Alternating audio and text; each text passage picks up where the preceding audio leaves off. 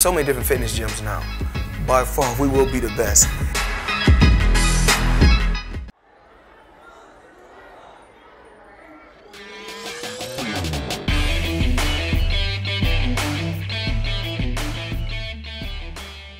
What's up, everybody? Welcome back to the O Show podcast, episode 384. We're presented by Mayweather Boxing and Fitness in Scottsdale, Arizona. We're joined today by Rebecca and Yennis. New film, Dysphoria. They're going to start production here in the next month or so, if I heard that correctly, Yennis. And obviously, you're directing it. Mental health is what I've heard is the forefront of this film, obviously, with what you're trying to get out there, what word you're trying to spread out. And I kind of want to give you the floor right off the bat, you know, what, why, how, when, like, why were you inspired to make this film? Was it related to anything, you know, personal in your guys' life? What kind of brought this project together?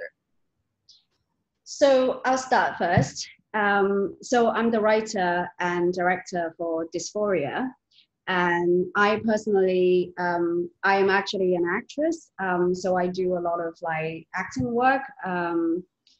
And I also screenwrite for like comedy. So my best friend and I, Shinpei Chan, have a sitcom with BBC back in 2018, 2019. And so my majority of the work, it's drama and comedy. And I think during the lockdown have inspired me to actually write my own experience. I think mental health is so not talked about in my culture and in Rebecca culture as well, like, you know, Asian women. We sort of have a lot of like suppression and repression and just a lot of the time it's if we talk about it, we make our family lose face. And so I think during lockdown, I feel like I'm older now and I shouldn't be fearful of talking about mental health and my experience. So that's why I decided to write Dysphoria. Also, it's about, you know, me as a immigrant woman and all my friends like Rebecca, and with the cast that are involved, they're all like immigrant women. And we kind of have shared experience that we want to tell the world. You know, I think for Asian women, we always seems to be quite mysterious. It's just because it's not our style to talk too much, especially for something that can make our family feel like they're losing face. So I think it's very important that we can push this message out. Yeah. Now, was it difficult finding a cast? Obviously, you found Rebecca here to play a role as well, but was it more along the lines of like, we need specific people who believe in what we're trying to shoot here, as opposed to just finding the right actors and actresses? Both. I think finding the right cast was easier for me because, like I said, majority of my friends are actresses and they're immigrant women. And it was quite easy that throughout conversation, we sort of have shared experience. And for example, that, you know, being immigrant and being a woman, it's, you know, it's more likely to experience depression because of the isolation and losing support from your family and friends, you know. So I think it was very easy for me to actually say, you know, get the right actresses and, you know, they, as long as they're like good actresses and then they're also immigrant women, it's you know, it'll get the job done. So it was pretty easy for me to pick the cast this time. And you both have backgrounds in music, correct? In opera? No, that's me. That's you? That's her. So how do you go from that to, again, like pursuing a career in film? What was kind of like the median there, bringing those together? So basically, I was born in China and then migrated to Hong Kong with my parents when I was very little. And my parents, when they were in China, they've been through Cultural Revolution. Back then, you can't really be academic or have any schooling, like you can't go to study. So my parents went to Beijing Opera Performing School. When I say, I think it's Peking Opera or Beijing Opera, like, you know, it's the same thing. What they do is like they act, they dance, they do acrobats, they do martial arts, they fight, and you know, and singing. So I grew up in a family that is quite sort of like performing arts is the center, in my family. So I always loved music. My mom said that when I was 4 and I didn't cry, I started using my hand dancing, and very young, like I start singing. So back then I know all the commercial songs, and lyrics and stuff like that. And I mean, I can't do that now. And then I think when I was in school, my parents were, after we went to Hong Kong, we were really, really poor. I grew up in the slum and we didn't have any money. So my parents was really against me going into show business. So, but when I was studying, my music teacher came over and say, I think you have a great voice. You need to go to the only one performing arts school in Hong Kong. And I think I was only like 13, and they have like 3,000 applicants and they only take 6 people each year. And I was one of the 6. So that started my opera, learning and falling in love with classical opera and studying music composition. And then I got signed to Sony Music Hong Kong as a teen pop singer. And then I thought that I was always going to be a singer-songwriter. And then got married, came to UK, and then I was still writing music, but it was, I think, a lot more difficult when you're an Asian woman, when music industry doesn't know how to mold you and where to put you. So I started to do a lot more modeling and commercials, and then ended up being in TV and film. And then I realized that all the roles that Asian women that are doing, they're not meaty roles, and they're not even, I love comedy, and no one asked us Asian women to be in comedy. So I just grabbed my best friend. I was like, let's just do something fun and put it on YouTube. And then we did 10 episodes, which is 1 episode Rebecca was in, and we worked together. And then I grabbed people on the street and showed it to people, and everybody loved it. And then I sort of like, okay, I need the industry people to have a look. So we cold emailed BBC and Channel 4 and Warner Brothers. Only Warner Brothers and BBC came, and then both of them kind of offered us a deal. And then we picked BBC, and we have our executive producer, which is the executive producer of The Office, the original Office. He took the project on, loved our project, and then we took another 6 months to a year, I think. My math is not very good. The only Chinese that has no maths.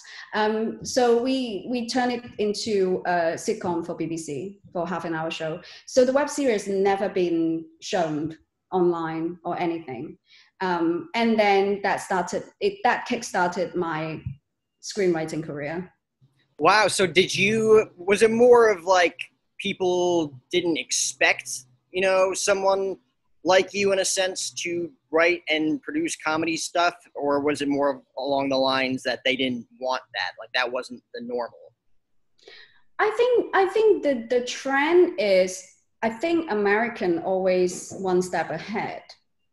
I think you guys always more open with diversity in terms of over here in UK. And I think a little bit it's also because the Asian community over here probably even more quieter than American Asian community. So I have no idea why they didn't think that Asian people could be funny.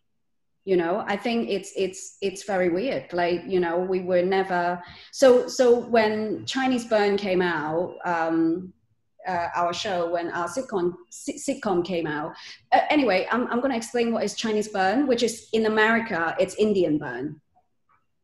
So yeah, so when it came out, it's literally like the first female-led sitcom in the West. So we had a lot of press, and yeah, it was a buzz around it. So I'm still very, very proud of it. Oh yeah, I mean, I would be too. And is this something that, obviously cultivated over time, kind of grew your love for film?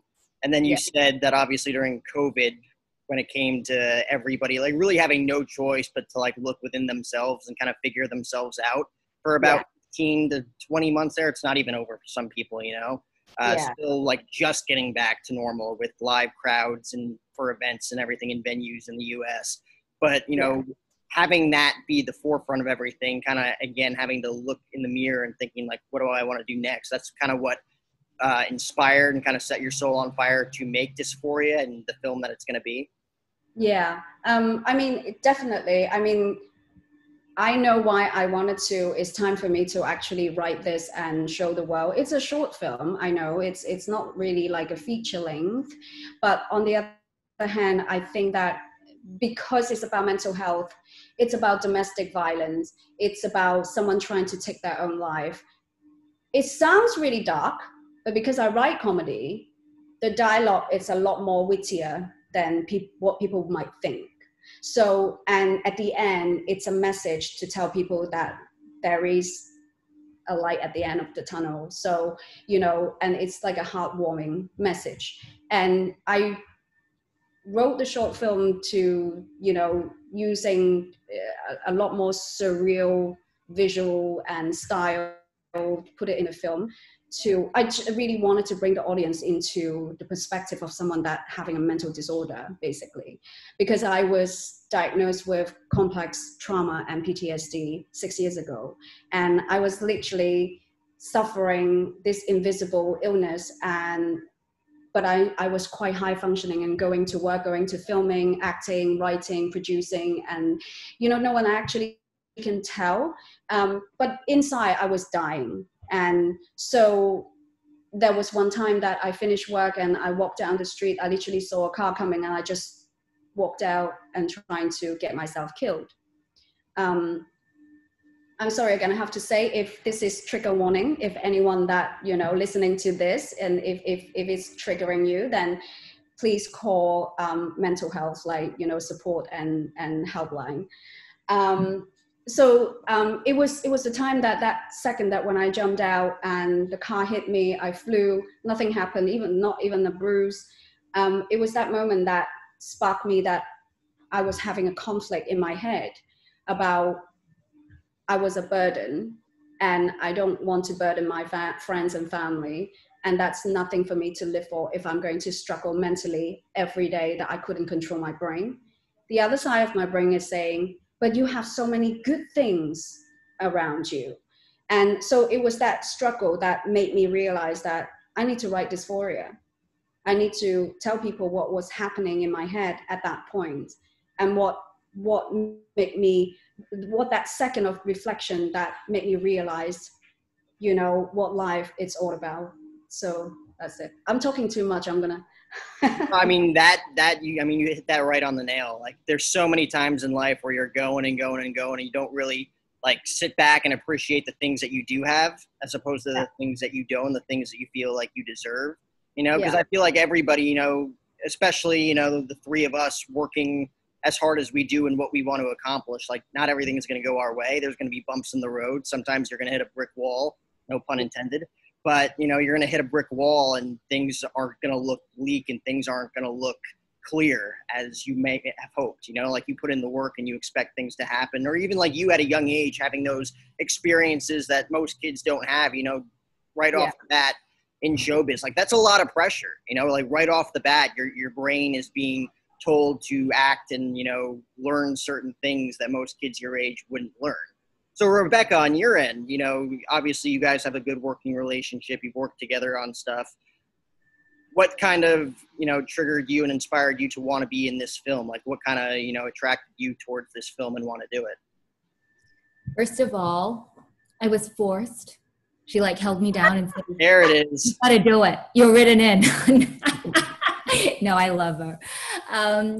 It's, you know, funnily enough, we first worked together back in 2013 on a film back then, and we didn't know this would be the start of a friendship, let alone a, you know, working relationship. So it's quite poignant because it's almost like it came full circle. And at that time, you know, and it had David Jesse in, who I mean does a lot of stuff in the US at the moment, but at that time, you know, like who knew? And as I got to know Yennis, and as she, you know, as she started writing, and then with Chinese Burn, and I just thought, who is this girl who has so much courage and, you know, the audacity to just like do this and say it, and, you know, just carve, you know, like her own way as an Asian woman on screen. And that was inspiring and beautiful. And I think, you know, being her friend and like working alongside her, there isn't a person who works so hard, you know, like, and I'm very proud of her.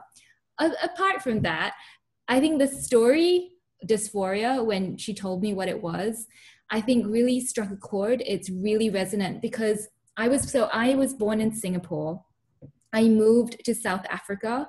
My folks still live in the Cape, and I then moved back to Singapore to work, and then I came here to, you know, to work on this acting thing. And you know, I think, you know, having moved around so much and being an immigrant and reading this, you know, this narrative, you really, I think, realize how much when you do move around, or any shifts, I mean, you don't have to be an immigrant, any shifts or transitions that you go through in life, you know, if you're just dealing with it and you're surviving all the time, you don't have time to process them. So when there's a time like now where it's a pandemic, everything stops and there's more time to process things, to reflect on things, you realize how much, I think, one's mental health gets impacted, you know. And as a woman, so many times I think we silence ourselves, and we are silenced by others, you know, unknowingly sometimes, just because it's cultural or because it's habitual or circumstantial. So I think in terms of the characters she's written in the story and the themes it surrounds, it's very close to heart as well. Yeah, I feel like you guys definitely have more of an edge making this film, because you're not only just doing something that you love, you're trying to send a message out there. Like, not only trying to send it, just trying to like blast it out there. You know, there's a reason why you're making this. There's a mean inspiration and a mean why as to why you're doing it. Were there any, because obviously both, you know, working in film, like, were there any other inspirations that kind of sparked the script, kind of sparked the plot for you guys in making this? Like, did you take anything from any other films that, you know, kind of put everything together in that sense? I would say visually, and I was inspired by Shutter Island. Shutter Island. Great movie. Great movie. Yeah. I literally just saw that movie like last week. That's why I'm saying that. Thank you. This is fate. This was meant to happen, right? Yeah, totally. So that's our tagline, right? Because if someone wants a quick visual reference, they go, "What's it like?" You know, I know it's mental health. I know it's about women and blah. And we go, well, it's Shutter Island meets The Butterfly Effect.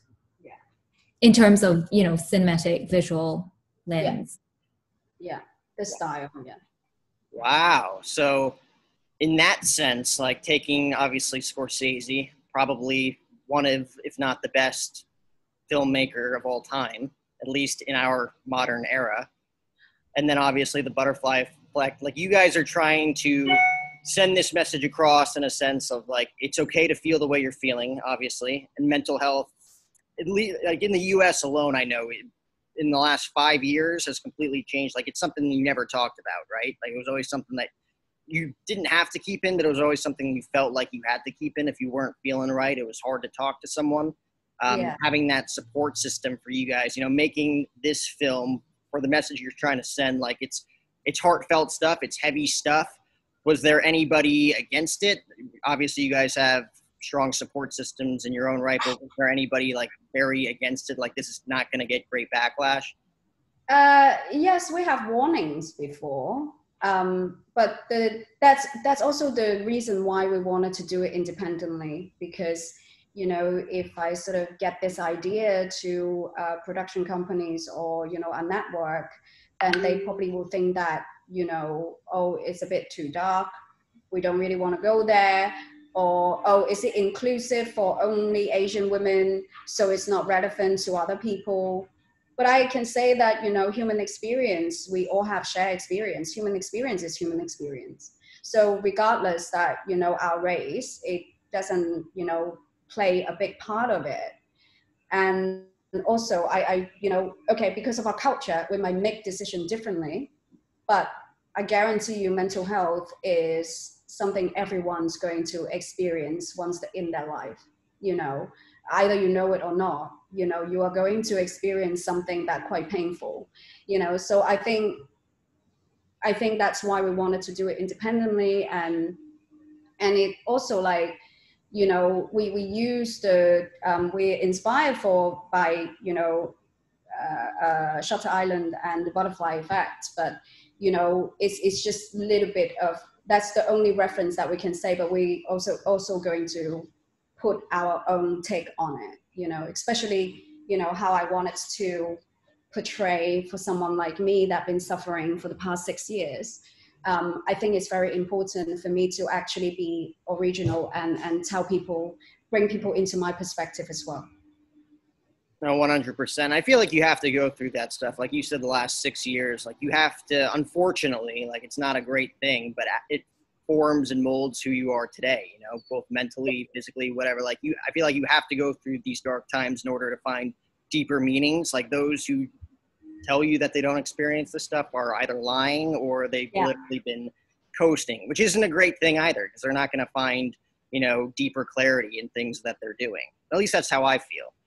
And I think in our culture, it still have a lot more Asian women thinking, especially not our generation, like the last generation, like my mom or my grandmother, like they're all immigrants. And I think for them, they literally think that no one's going to care. So why talking about it? Especially like when you're immigrant and when you're married to someone and then you're suffering domestic violence and you've got no support network, literally got no friends and family around you.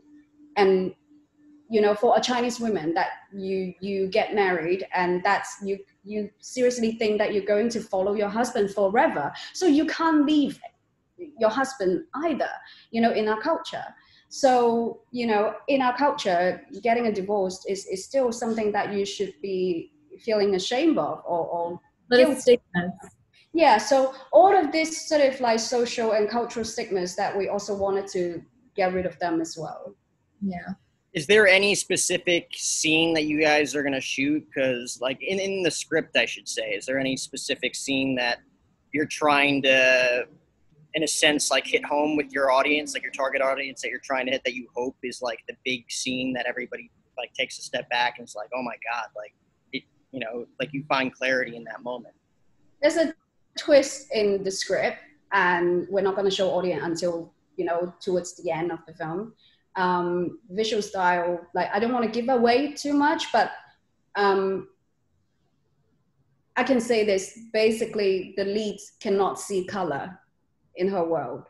So, we're trying to achieve that. And then when the heartwarming, ending comes, when she walked away, everything popped back into color one by one. So that's already, I already gave a lot away, but that's, I gave away. So, but that's more stuff in it. There is more stuff. And also, I don't know if you had a chance to look at the trailer or the teaser, the 30-second. Yeah. So that gives you like a taster of what you have with a lot more. Yeah. I don't think you gave away the entire film.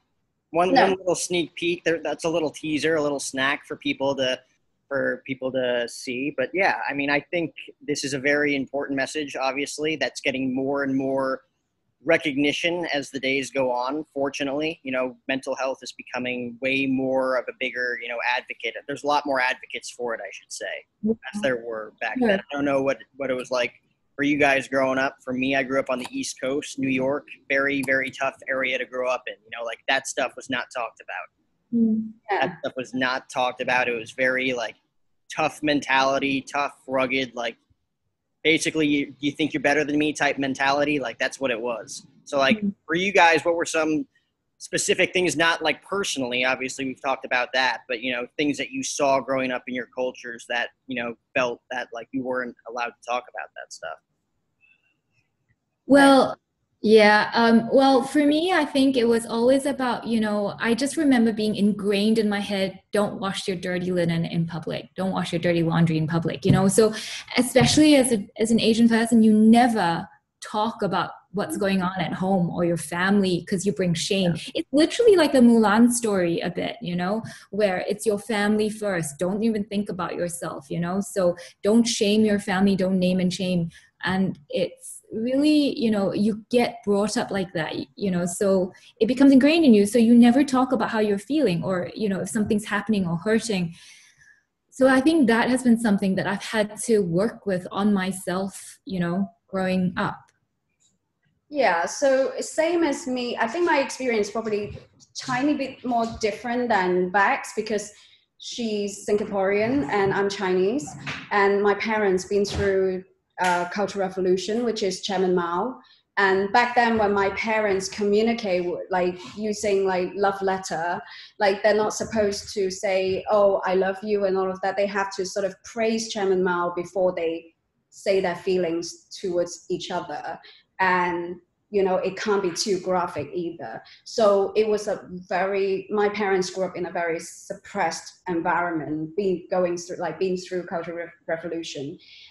But that have trained them to not talk about feelings, not saying I love you, not hug, or, there's a lot of things that it's from our culture, from what happened, history, that continue to, so because if my mum and my dad don't talk about feelings, there will be a lot of conflict in between them, and there's a lot of frustration, and there's abuse, and there's a lot of things happen that me growing up now coming to my generation that I have to observe, and I have to sort of like not even talk about my feelings. So it's like generational like silencing. It's something that we hope that if we are the one that start talking about it, we can normalize it.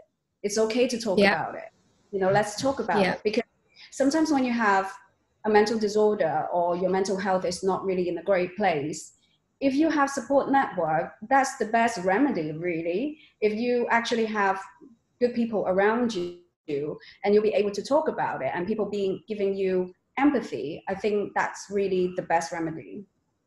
And I feel like, obviously, with this film, I said it before, I'll say it again, you guys are trying to get, blast a message across that not only will, look great on film, but at the same time, it's going to send that message, like you guys are saying, kind of like break through a certain barrier, per se, that people were like, oh, like this is not only okay to talk about, but like you need to talk about this stuff. Like it's healthy, like it's inspiring, it's courageous, things that, people typically wouldn't think, 10, 20, 30 years ago. I'm so glad my mom doesn't speak English or understand English. If she knew I'm doing this, she's going to have a heart attack. She's definitely going to have a heart attack. Until you translate it, until you have subtitled it, and then we'll be in trouble. Yeah, exactly. So is this like by far the most intense and personal and emotional like project that either of you guys have worked on, or were there many things before that were, like you had set in stone, but like they just didn't work out? Or this is definitely the most intense subject and project that we worked on. I think even though, because Beck's been working really close to me, because she's not just one of the lead cast, she's also the production coordinator, and she's really good at doing PR as well. So she's like multiple roles and like, for example, contacting you and stuff like that. And throughout this time, that the past 4 weeks we've been manic, but we didn't realize that, just talking about the film, and we've been very blessed that we're getting a lot of attention. And a lot of people have, like private investor had, came on board and trying to help us as well, which is we're really, really grateful for. But Bex and I was having conversations like, this is really hard, because it's kind of trigger us in a way that I haven't seen my family for 3 years because of COVID. and she hasn't seen, 4 years? You haven't seen your mum for 4 years. So I think that it go back to like what we're trying to say, the lack of family support and the isolation, the loneliness, and loneliness can kill, you know, and we're glad that we have each other. But if you think about immigrant women, that people are only just moved to another country or only been there for a couple of years, it takes about 5 to 10 years to build your support network in a foreign country. Yeah. And on top of that, you have to actually get used to a different culture. And that sort of, and then, you know, so that created a lot of hurdles for immigrants, and especially for immigrant women. They're easier to get depression, you know, once they move to another foreign country. So yeah, so it definitely the most intense project we ever worked on, and it sort of sometimes it gives us triggers, you know. Yeah, I mean, and sorry, you can go ahead. I was just gonna say, like, it's been interesting because I think whenever we do these chats, or you know, like if we do them live on IG or whatever, or you know, we've had a lot of people engage with us and talk about, you know, and reach out, and I think until they see someone doing it, you know, people are scared to, or they don't feel there's a community which they feel safe enough to do it. So I mean, we feel so grateful that, you know, we've had opportunities like this to talk about it. Is there anyone in specific that's reached out to either two of you throughout this process, and like their story kind of stuck out to you? Oh, we have a lot of women, not just Asian women. We have, you know, that British women that reach out to us saying that, you know, they really love the project, love the topic, and we have charity reach out for us, to us. And yeah, we do have a lot of feedback. And I think what I don't think if Beck's worrying about this, I constantly thinking, do my other friends that don't know me well enough thinking that because talking about mental health is trendy right now, that's why we're doing it? But that's not the case. Yeah. And that is not the case. And I think it's the trend that talking about mental health inspire us to make us having the confidence to come out now. Yeah, definitely that. So this is nothing that it's not because we're doing it because of the trend, you know, or, you know, just, you know, I think it's definitely that is something that we're passionate about, and it's closely related to our experience, and we hope that people can see that through the film.